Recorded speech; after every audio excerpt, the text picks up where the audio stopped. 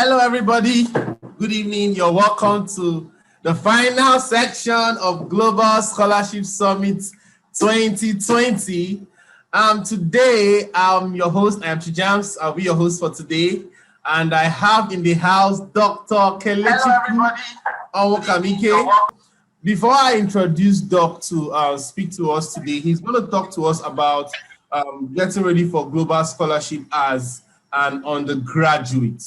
But before Doc comes up to talk to us, I'm going to play his citation. So listen attentively to understand better who is coming up to speak to us today. He is currently an R&D Research scientist at Procter and Gamble, Germany. He holds a double Ph.D. degree in chemistry with expertise on advanced material design using renewable resources. He equally holds a double MSc degree in functional advanced material engineering from Germany and France. It is interesting to note that he is a recipient of several scholarships that have funded his postgraduate studies. Mentorship Impact. In 2020, he assisted 19 mentees in securing international postgraduate scholarships. Of the 89 Nigerians who won the Erasmus Mundus Scholarship this year, he single-handedly produced 10 of them. Ladies and gentlemen, let's make welcome Dr. Kelechukwu. Ladies and gentlemen, please, with a clapping and standing ovation, please help me make welcome Dr. Kelechukwu Onwukamike. Doc, you're welcome. Thank you very much. Thank you, Chibuzo. Hello, everyone. It's a pleasure to be wrapping up this summit with my talk. So I would just go ahead to share the screen. Please let me know when you can see it.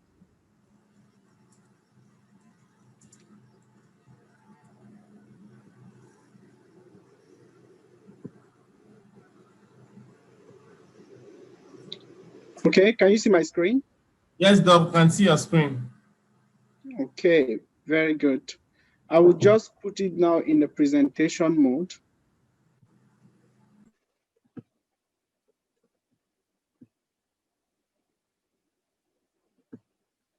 How about now? Yes, we can see it clearly now. Okay, so first, I really want to acknowledge all the effort of the team at the back end that has ensured that we have run through this summit successfully. My talk is basically the 10th. So we've had 9 presentations so far. And really from the feedback that we have been getting, it's been amazing. So I really want to acknowledge Chime's Academy for all the hard work that he has done to put up and set up the platform that we are using. And of course, I really want to appreciate my friend Babajide. I think he's somewhere now watching, really for coming up with the idea that we could have this summit and really working as a team to ensure that we had an agenda that is going to be fulfilling. So today I'm going to be talking about preparing for global scholarship as an undergraduate. As you know, the theme of this summit is international scholarships and incentive for enhancing capacity for nation building. So before we move ahead, I would want to start with a question. For many of you that have been in my webinars, you know, I always want to start with questions because questions open up the possibilities for us to understand better where we are coming from. So the first question is, why Global Scholarship Summit? And why you think about that? There's the second question. So why undergraduates? I think this is basically the first time that I would be presenting scholarships really focused on undergraduates. In the past, I've done a lot for postgraduates, masters, PhD, but this time around, I wanted to take one step back to really look into where we can be coming from, right? Because before you become a graduate, you definitely you have been an undergraduate in the past. So how can we go closer to the root and start kind of cultivating the right habit that is going to propel us or align us in the best possible way so that we can improve our chances of getting scholarships when we eventually graduate. So before doing that, I would want to walk you through first where I'm coming from. So the journey so far. I've divided this into 4 phases, journey of my life, just really with respect to academia. So first phase is beginning from 2008 to 2011, where I did my first degree in industrial chemistry from FUTO in Nigeria, graduated as the best student, top 1%. Then I went further to do my youth service in Rivers State in Nigeria, the University Demonstration Secondary School, where I taught chemistry and basic science. Then the interesting part here is that my scholarship application actually started in my 4th year.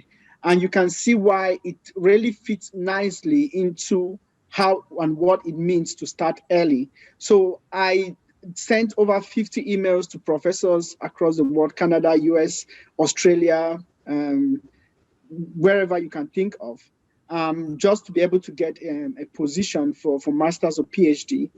And of course, I received many love letters, and many of them were never responded, even till now.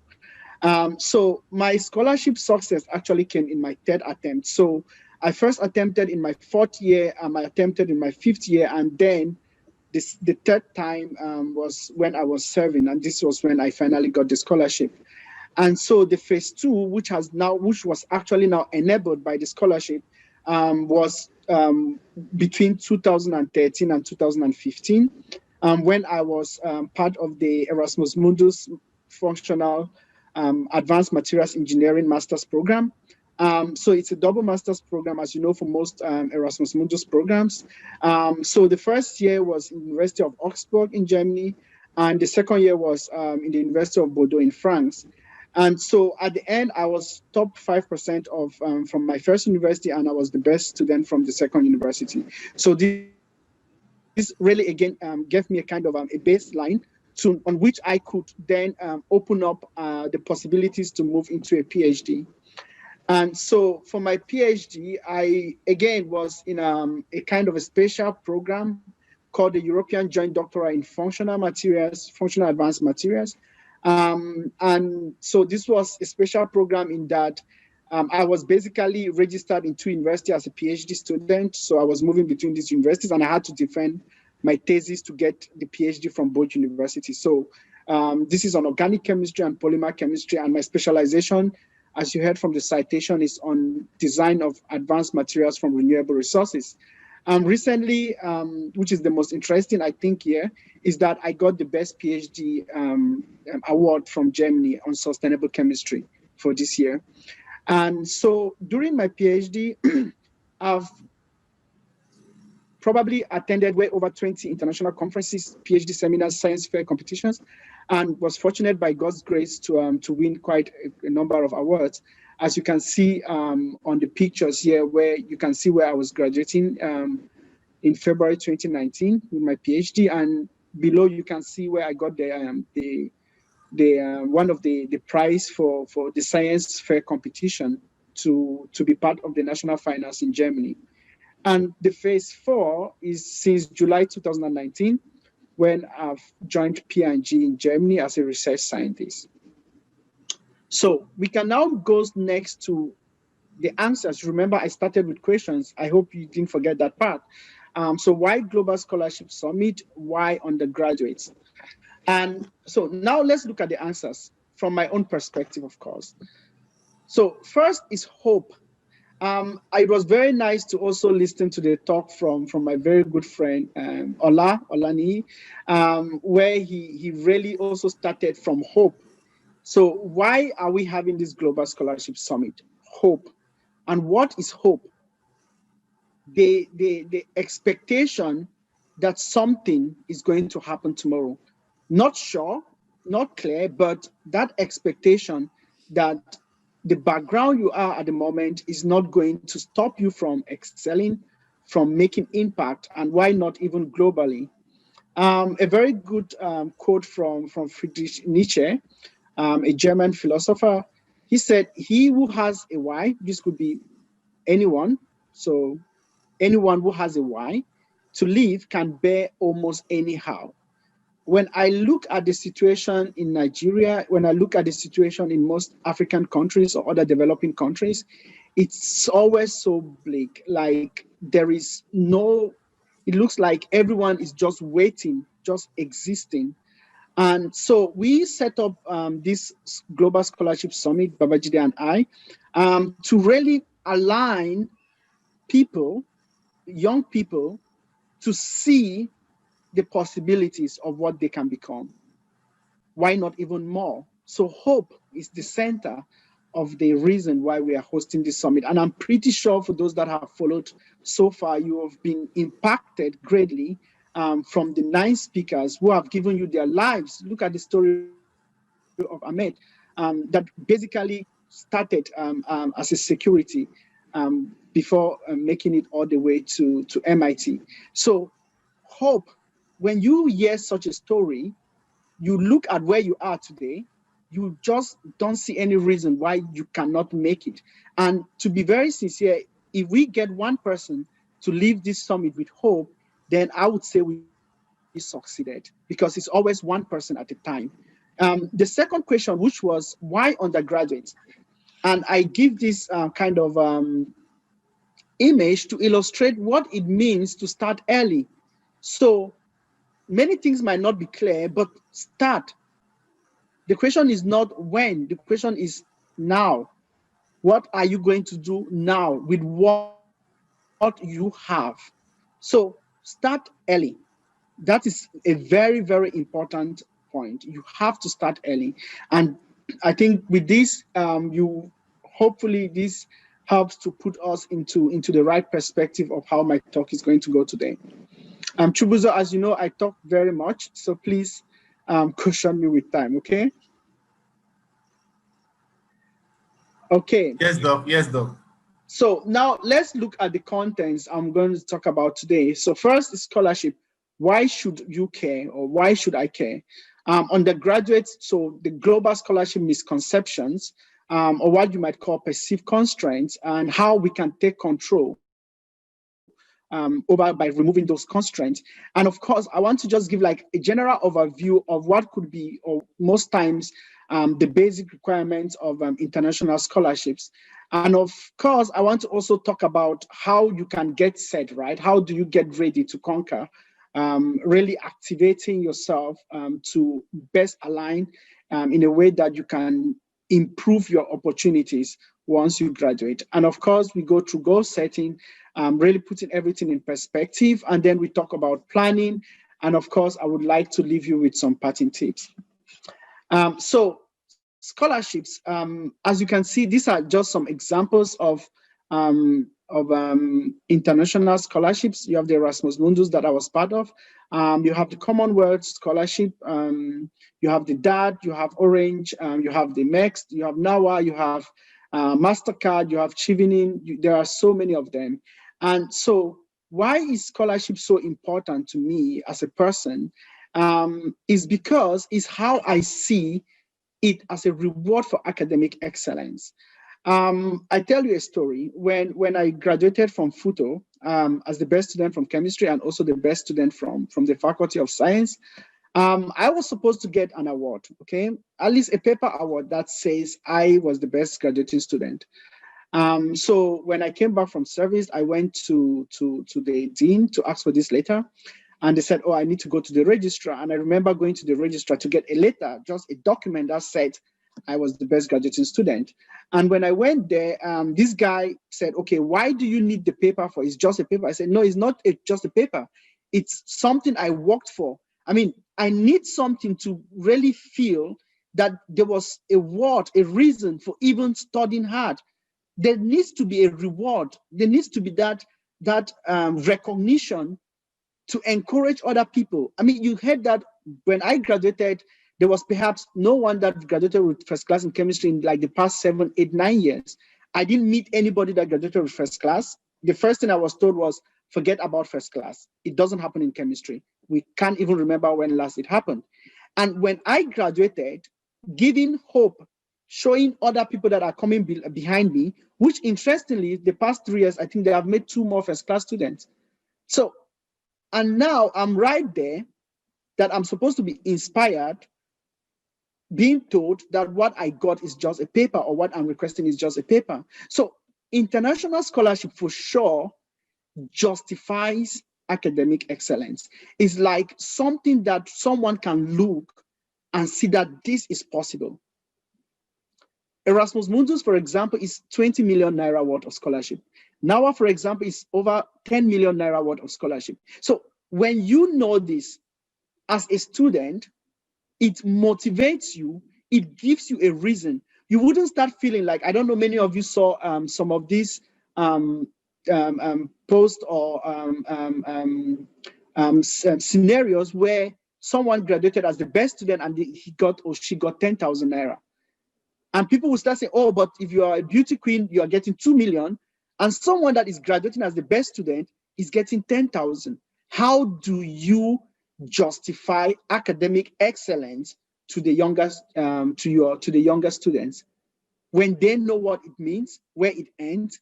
Of course, this is definitely not rewarding. So scholarships, international scholarships, are therefore a reward of academic excellence. It justifies and helps to put into perspective in your mind why you should do what you are doing. There might be other reasons, self-motivating, wanting to be the best and wanting to grow, absolutely right. But I see the importance of sharing people, younger people, what is possible when they do their best. Okay, so another example, when I moved to France, in France, they have what they call CAF. And I didn't know about it then, but apparently people that came into France with scholarship get more money from the government. So the government subsidized the housing rent as their rent as an example. And people that are on scholarship are even given more discount than people that are not on scholarship. So just to show you why it's important to reward academic excellence. And that is why you see all these organizations spending millions and millions of euros and dollars to get the best students, because you need to enable them to achieve their objective. So you are actually an enabler. And by giving you that money, which is an incentive, which would attract the best students, of course, it helps them to easily achieve their goals. So you should definitely care about international scholarship. And when you are any student watching this, know that you would be rewarded.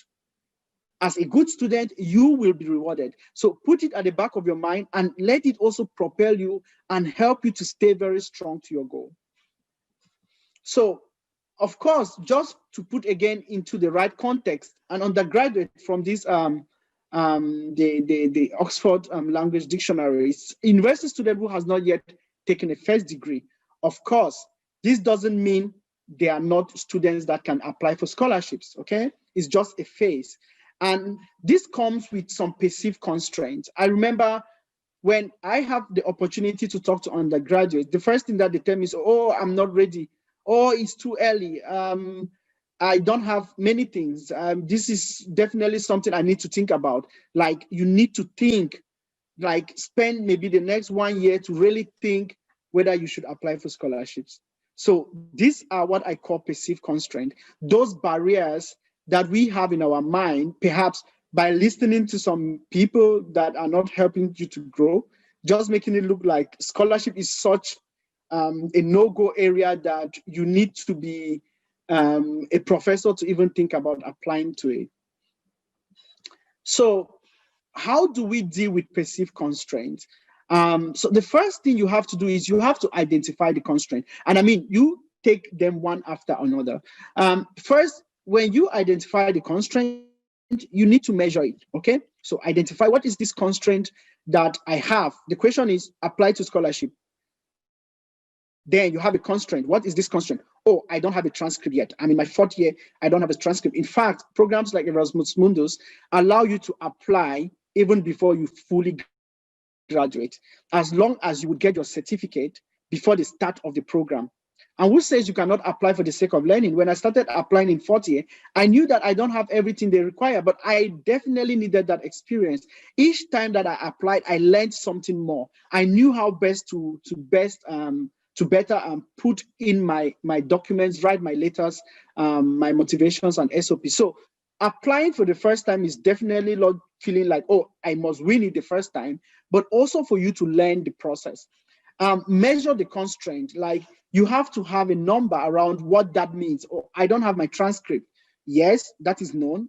What results do you have at the moment, right? So I don't have my fourth year results. Okay, but you are in fourth year, so do you have up to your third year results? So measure the constraint.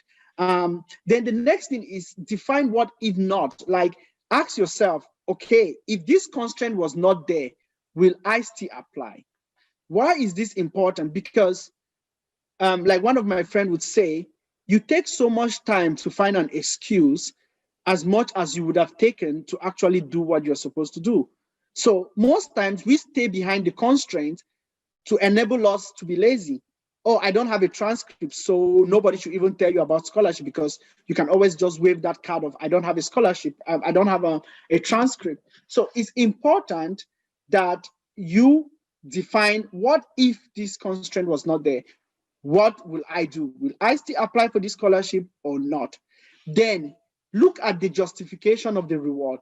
What is behind this scholarship? As an example, as I said, for the Erasmus Mundus, you are talking about 20 million naira, 20 million naira worth of scholarship. So look at the reward and ask, okay, now this is a reward. Is this motivating enough for me to want to apply? And I think for 20 million, many of us would agree. Then, of course, you need to remove the constraint. So what does it mean? As an example, again, for the transcript, many students don't know that you can actually request for what they call a temporal transcript. Okay, you can get a temporal transcript. And basically, this is a transcript that can come from your department. So I know that depending on which university you are, perhaps it's different, but I know in my university, you could get this through your course advisor. So the first advice I would always give every student is know your results grade by grade. Know your results. As long as it is there, please take note of your results. If you did 80 courses, no, I don't say carry it in your heart, but know where they are and that you can pull them out. One of the challenge that you would always get is maybe your supervisor would say, course advisor, like, oh, I don't have the time to pull your results, but you have them ready. And she just needs to verify, or he just needs to verify them. So remove the constraint. Maybe you don't have all the results, but anybody looking at your progression would already say, oh, this is an A-star student or an A-class student. So remove the constraint. And when you pick each of those constraints that is stopping you from starting to apply, then of course you take control over them. If you look at global scholarship requirements, the first thing that we would want to understand is, what are the typical requirements? And please, this is not to be generic. Note that you need to check what is the requirement of every scholarship, but most times they will need your transcript of studies or a provisional transcript, what I call the temporal transcript. Your degree certificate, and I know many of us always start with our statement of results. Your CV, your letter of motivation, a letter of recommendation, English proficiency exam or the exemption, in some instances, let me put it that way. And some cases, like in the US, you might have to take the standardized internal admission exams, such as the GRE or GMAT. So the constraint here that you might already point out for undergraduates would be transcript of studies. And I've told you how you could go about removing such a constraint. Your degree certificate, you could get a kind of a statement from your department stating where you are. Just even calling up your current CGPA. So person is a student of this department in this university, in this department. He currently has a CGPA of 4.60 and is left with 2 semesters. We do not see any need or any reason why this person will not successfully graduate. That is enough. That could be enough. So identify the constraint, remove the constraint. Very important. Then now let's look at how do we get ready to conquer. Now we have taken out the constraint. We are now on the same level. We are now ready to conquer. I would say first, of course, you need to start by setting your goal. What do you want to do? How do you see yourself? Where do you see yourself? That's always the first question that I ask people that come to me. Once you come to me and you tell me I'm so person, I said, what are you doing now? He said, I'm doing this and this. What do you want to do later? It's important to start asking this question earlier. Set the goal of what you want to be. Where do you want to see yourself? Then start planning towards it.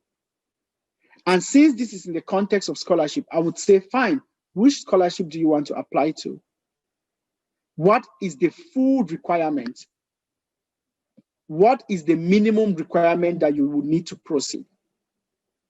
Like in design, they have what you call the minimum viable prototype, like the MVP, that it's not the actual product, but it has all the functions or performance minimum that can help you to understand how that product is going to work. So in some cases, like I said, you can get to use a provisional transcript or a statement from your department telling of them of your position. So these are minimum requirements that you can need. So you need to identify them. To which scholarship, you know the scholarship. What is the minimum requirement I can have to proceed? Contact the coordinators of this scholarship. Tell them where you are in your studies and ask, see what I have.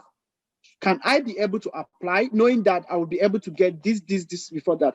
As long as there is a possibility for you to apply to any scholarship, please go ahead and apply. Don't bother a lot about, I will not succeed. Or don't even start bothering about, oh, I'm still serving. I remember when my elder brother was, of course, and still a very big part of my life and my mentor, when he was pushing me to apply for scholarships, I gave him all types of excuses.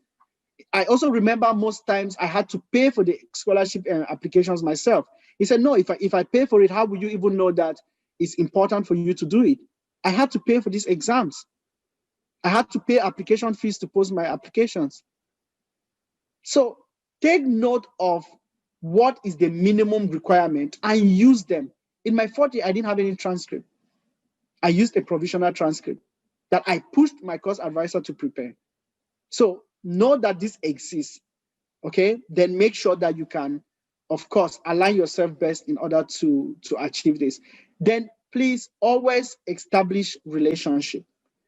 Very important as an undergraduate. I mean, there is nothing more important for you now to build relationship with your lecturers. Not all your lecturers. I don't know if that's possible, but know the people that you can always go to that know you by your name. Identify someone in your department or a lecturer that is kind of inspiring you. In my case, it was Professor Oguzie, who is at the moment now one of the top scientists in the world globally, located in Nigeria. So I would go to him and understand, like I look at him that this is the kind of person I want to be. What is he doing? I want to learn what he's doing.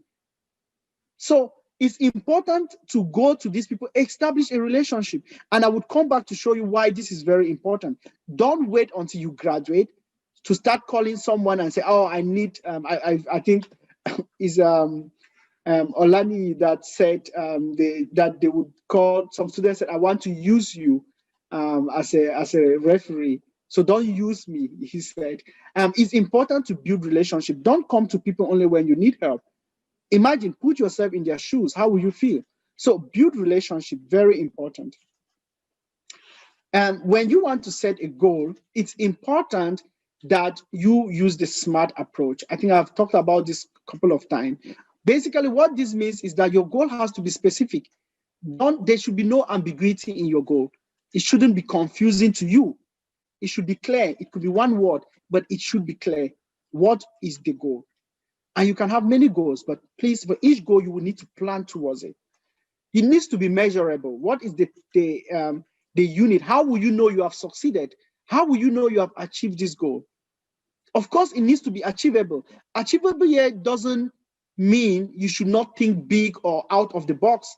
It simply means you should have a plan on how to investigate it. How do you walk towards that goal? Okay, so don't put a goal that makes it even impossible for you to make the first step. It needs to be realistic. Of course, realistic here doesn't, again, take out the possibility of thinking out of the box, but really asking yourself, like, with the plan I have in mind, how can I achieve this goal?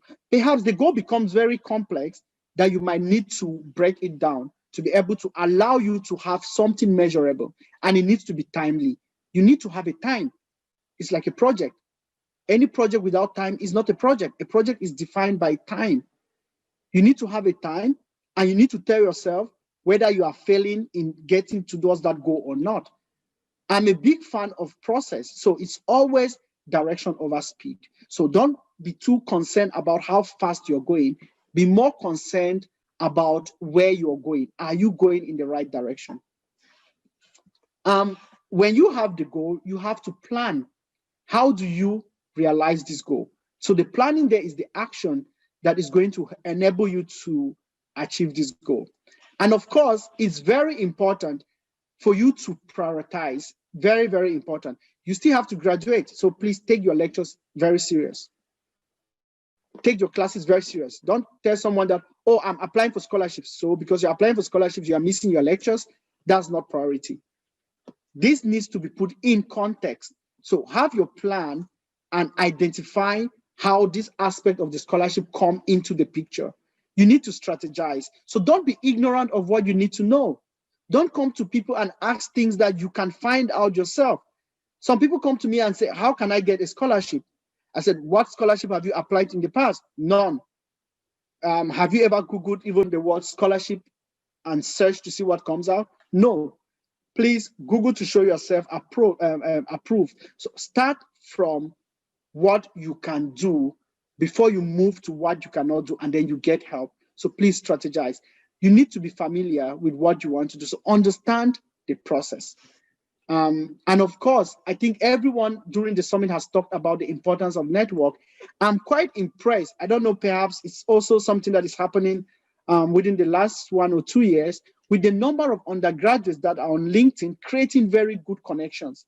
And I can tell you by the time they are graduating, they are very, very more comfortable than what I was when I was graduating. So make use of networking.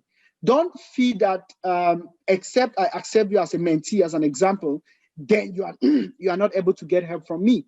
So follow all these key resource persons. Identify the person that is inspiring you to become who you want to be. Look at their path and follow them. Okay, follow what they do. Follow the examples they are giving, what decisions they had to make. If they are creating some, if they have a webinar, try to join. If you are not able to get them one-on-one, follow their content, because people create what they are, I hope, most times. So now I would move to parting tips. Chubuzo, how am I doing with time? You are still on track, though. How many minutes have I spoken? 30 minutes, 10 more minutes to go. Okay. Then you said I'm still on track. Do you know how many slides I have? So parting tips. Let's talk about resume or CV. I've always talked about PhD. Chubuzo, you remember what is PhD, right?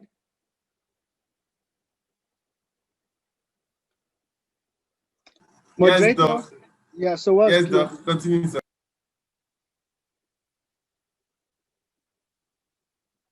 So what's PhD?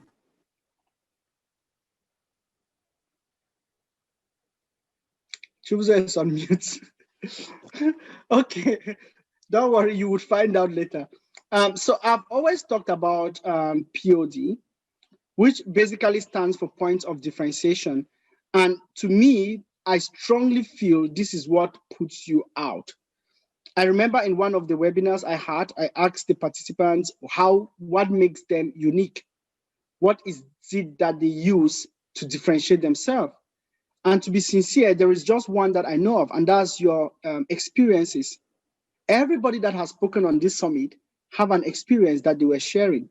That is what makes them unique. You can go through the same situation and come out differently, depending on how you act on that situation. and that gives you an experience. So when you think about your CV, understand how you can bring in that your uniqueness.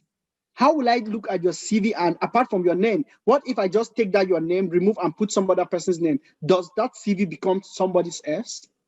How does your CV become personalized, that it speaks about you as a person? This is very important. Even when you talk about motivation letters or SOPs, you need to think of what those experiences in your life that aligns you into the objective that the program is looking out for. And this needs to be reflected on your CV. Now, a very, very important, I would say, advice. I don't know how many of you undergraduates at the moment, or even graduates that have the your what they always call like your department handbook. I don't know if your university had something like this, but I know in FUTO we all had department handbook. Each department had a handbook of all the courses they are going to take for you to graduate, the course code, the course content. Have yours ready. If you don't have it now, I advise you can use your phone, scan it, take pictures, save it in your cloud. Keep this and always use it.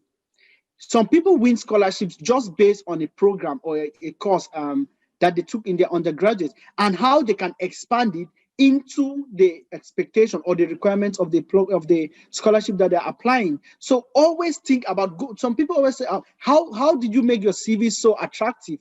Even in my fourth year, if you saw my CV, you would perhaps not believe that I was in the fourth year. I had to look at my courses and expand them into hours.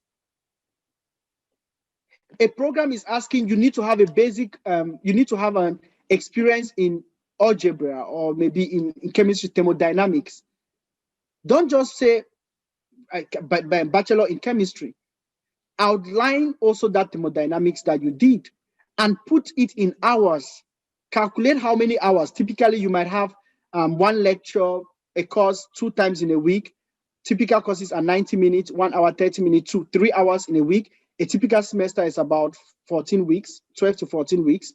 Calculate how many hours. Put those hours in your CV. Your CV should be measurable. You are the best student from the class, 1%. Use percentages, because you can be a first class, but you are not the top 5%. What if there were more people that had first class before you?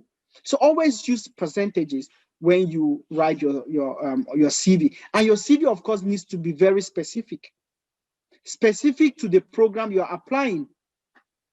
So don't have one CV. Once they call you to apply for a job, you use the CV and apply. They call you to apply for a scholarship, you use the same CV and apply. Anything you want to do, the same CV. No. Look at the requirements, align your CV to that particular program. Anybody picking your CV should already be sure that this CV is actually speaking for this program. Of course, you need to be coherent. I really see a lot of CVs, and the first thing that I notice is there's no alignment. In some cases, the dates are starting on the left, and in some other parts, the dates are starting on the right. You don't want to cause chaos for somebody that is looking at your CV or your resume. Please keep a style. Use the same style on the CV. Don't make too much noise. It should just be very clear and simple. Don't try to use too much grammar to try to stand out. You would simply just confuse yourself. The other parting tips I have here is getting letter of recommendation. To plan tomorrow, you need to start today.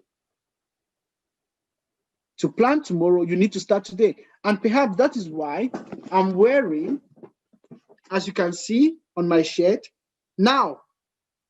Not tomorrow, now. So if you want to think about what you would do tomorrow, start planning it today. Recommendation letters, you will need demo. There's no way about it. As long as you think about not even scholarships, as long as you would graduate and go into the world after university, after undergraduate, you will be asked for recommendation letters. Either you're applying for a job or you're applying for scholarship in this case. So don't just approach your professor that you have never spoken with. Perhaps you just took one of his courses And because you know that he is the best person that can give you this recommendation to help your application, you just approach them to give you a recommendation later. That doesn't work. Again, put yourself in their shoes. It doesn't work. Establish relationship. There are professors now that I can go back to in Futo, and they would give me a recommendation letter tomorrow. But many people would go to those same professors and they will not even respond to them. Create and build sustainable relationship. You need them, not because you want to use people, but because you know that it's important for you. That's why we talk about emotional intelligence, social intelligence. Very, very important. You need to build relationship. Don't just have people that you want to use. And of course, I think I've said it in many, many other platforms, that recommendation letters shouldn't be generic, which is what is the case. I remember a very good friend of mine, somewhere, he said he's been applying for many scholarships. And one time he had a chance to look at the recommendation letter that the HOD was giving for him. And he just was always going to the HOD because he felt, oh, if they see that head of departments giving a recommendation, it would carry a weight. But what always happens is when he goes to get his recommendation, the HOD, oh, no problem, talk to the secretary, and there's a template. They just put his name and print it, to whom it may concern. Every other thing there is fixed. They just replace his name and then print it out and give him in a letter-headed paper and stamped. And he will feel like, oh, now I have a recommendation letter. Nope. Recommendation letters should align with your CV, align with the motivation you have written. It's the same package. It's the same package. This will be looked together. You don't want to have a CV that is speaking you as A and then a recommendation that is talking to you as B. So all of this needs to come together as one package. And so if you think about how much effort someone would make to give you a good recommendation letter, it can definitely not be someone that a professor that you just come back to after 3-4 years and start asking for something like this. So build relationship, and when you need those relationships, they will be there for you. So the recommendation letter should validate your skills, experience, and credibility that you have already pointed out in your CV. The third parting tip is that less is more. Very, very important. Most times we feel that to apply to scholarships, I need to apply to everything that comes my way. Be selective. Be selective.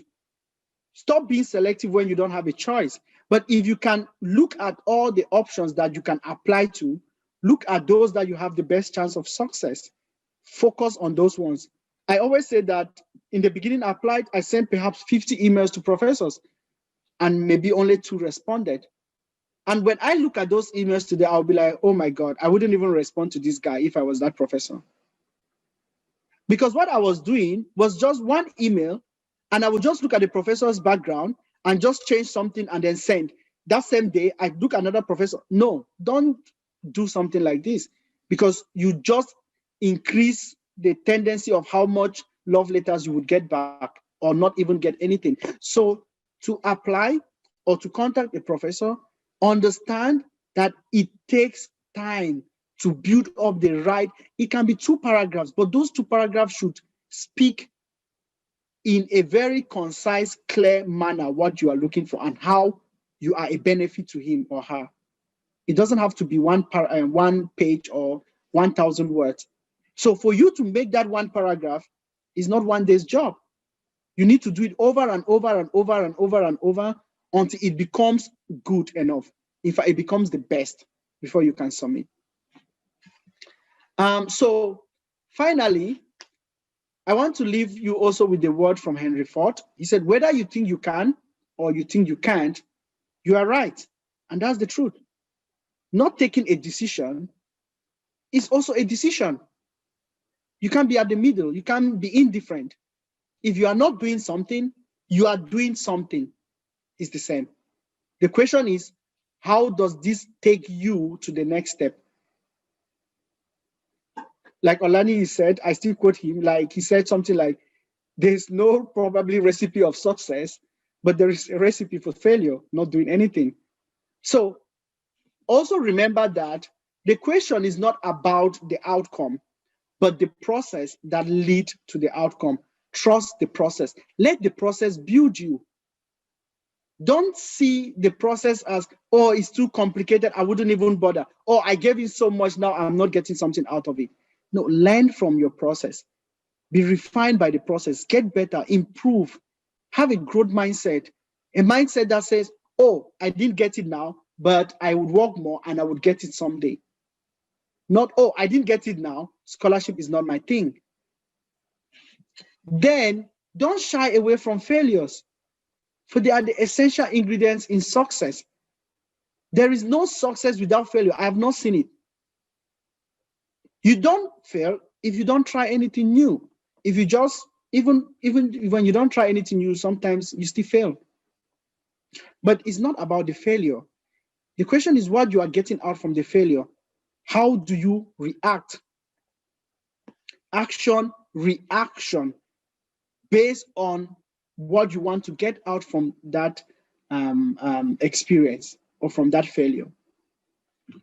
So finally, I would like to appreciate, of course, as the last speaker of this summit and also one of the co-convener of the summit, I really appreciate all the speakers. Of course, Babajide, who is also part of the convener of this summit, Emmanuel, Sheun, Onyeka, Ahmed, Zanella, Wilfred, Olaninyi, Marilyn. I mean, you guys didn't just answer to our call. You gave the summit a level of professionalism that I can only imagine. I don't think Babajide and I thought about the level of content that is going to come out from this summit. Indeed, we are really, really grateful. And of course, the moderators, you guys have been outstanding. Faidat, Tonia, Enid, Chibuzo, Chinyere, Michael, amazing. And also our voiceover artists. I think you heard all the citations. This was the job from Thelma. So really, really, really thank you. And finally, I want to thank you all for your kind attention. As we would say in Igbo, emailer. Of course, this is not the end. Let's keep in contact till we all win. We are all work in progress. And you can always reach me through LinkedIn or on Twitter. I'm very happy to take your questions. Thank you very much. Thank you so much, Doc. It's really an amazing section. Thank you, Doc. You made the last section a very amazing section. Thank you so much, Doc. We have a couple of questions coming in. Even before the couple of questions, let me also, of course, really appreciate God Almighty that made the summit a success. Without God's hand making this to come to pass, we would definitely not be here. So I want to also appreciate him for that. And now we can take the questions, Chibuzo. Wow. This has been amazing. Thank you so much, Doc. The Global Scholarship Summit has really been a very, very, very amazing summit. There has been several speakers and several things, and Doc has made today's section a really awesome section. Thank you so much, Doc. If there's one thing I picked out from tonight's section, it is trust the process. The person you become from the process is more important than whatever it is that you get out of it. Thank you so much, Doc, for that amazing insight. Doc, we have a question here. Someone is asking, could you please expound more on writing to professors? What is the process of writing to professors for scholarships? I would say that the first thing to do when you want to contact a professor, in fact, if there is a process, how I go about it is first, I know where I want to go to. I know the field that I'm interested in, okay? So literally, I just go on Google and I search professors working in this field. I'm not too picky about countries or universities as a first step, okay? So I check professors working in this field. If I do not have any names, then I look at the list and I pick up some names and I search about them. I go to their official website. I see what they're working on. I check some of their publications. Then I try to build up a story around what they are working. So you want to approach somebody that already shows that they have the capability to support you. As an example, you don't want to go to a physicist with a kind of biology-based question of your area of research. Just to give an example. So when you go to someone, you are the one to align to what they are doing. So that's very important. Don't approach professors with what you want to do when this is not what they are doing. They are not going to be willing to, even if they want, they will perhaps not feel that they have the right capability to support you or the right facilities to support you. So it's important to know where you want to go, then find someone that is already doing that thing that you want to do, then build up a story. When I say story, like build up your 1 paragraph or 2 paragraphs at most, I would advise, if you're going to send it as a message. Think about it. If somebody just opens, how many times do you actually read your emails that is a full page? Like you open your email, somebody has written from end to end down. It's not easy to read something like this. So you don't also want to do the same when you're writing to someone. Keep it at max. 1, even 2 paragraphs, I would say, is already too much. It's also not very advisable for you to like send an attachment of what you are looking for.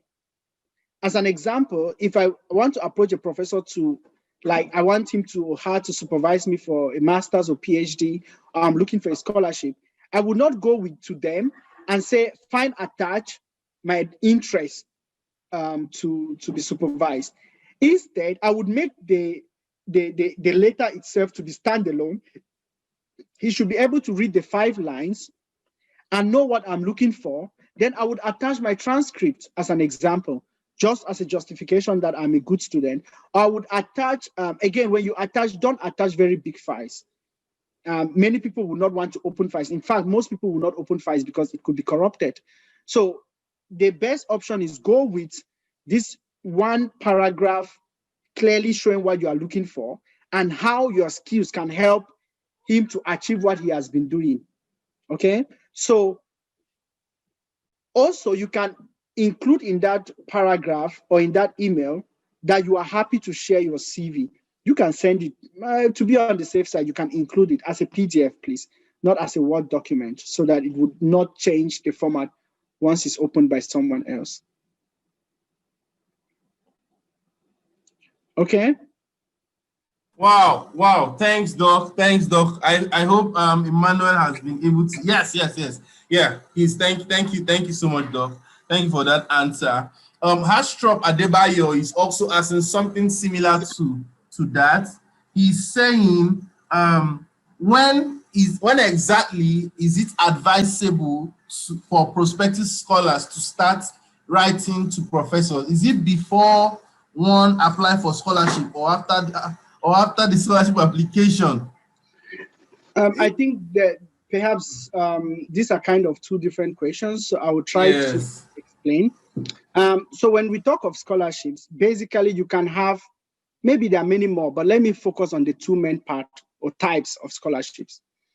The first type is what I just shared, Erasmus Mundus, Chevening, Commonwealth. These are established scholarships that call for application. So the scholarship is going to open up and there will be a call for people to apply. So you can apply, you don't need any professor, anyone in between. You just apply and there will be a selection process, and if you are successful, you will be selected. So that is type 1. Now there is the type 2. The type 2 is approaching professors that could have fundings. They have their own money. They get money from different establishment organizations. So they can already have some money and they are looking for students. So in some instances, these approaching professors could be in 2 ways also. The first way is that this professor is having an open position. So means they have money and they are looking for someone to apply. And you can see them saying, I have so 3 positions for PhDs, apply, or I have 2-3 positions for master's students, apply. And when you apply, if you are successful, if it's for masters as an example, even for PhD most times, the professor would accept you and you would have to apply officially to the university as a student. But you need this professor to be in your application for you to be considered. So that is one of those 2 types under approaching a professor. The second type is that you make the move when something doesn't really exist. Okay, so you can approach a professor that has been thinking of, oh, I'm thinking of starting a research or getting a PhD. I'm still writing the proposal or something like this. And you just approach the professor at that time, and you are interested enough that this professor now puts you in the picture of what they're already applying for. So in the second instance, I think at the moment, I know of like 2 or 3 mentees that have gotten scholarship by approaching a professor, and the professor looks at the application, very interesting, and enables them to make now the official application to a scholarship that needs a professor to support. Okay, so those are the 2 main types, I would say, category of scholarship. So it's either you're approaching a professor to show that you know you have the skill to help him or her achieve their goals, and they think this is good enough, and they accept, or they interview you and think everything is fine, and they offer you a position. Or you apply to a scholarship opening, like all the scholarships that I showed in the presentation here. They have their opening times. They have when there's application open that people can apply. And in that case, you just apply. In my case, when I came into the Erasmus Mundus, I didn't need to like contact a professor before. So I just made that application, then I was selected. Wow, thank you so much, Doc. Thank you so much for that answer. Okay, yes, I hope Mr. Hastrup has been very clarified. And Doc, there is a very interesting question we have here from Okenwa Desmond. It's about CV.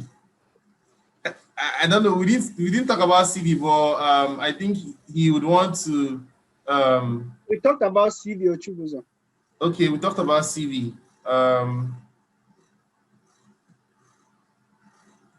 Okay, so it's about CV.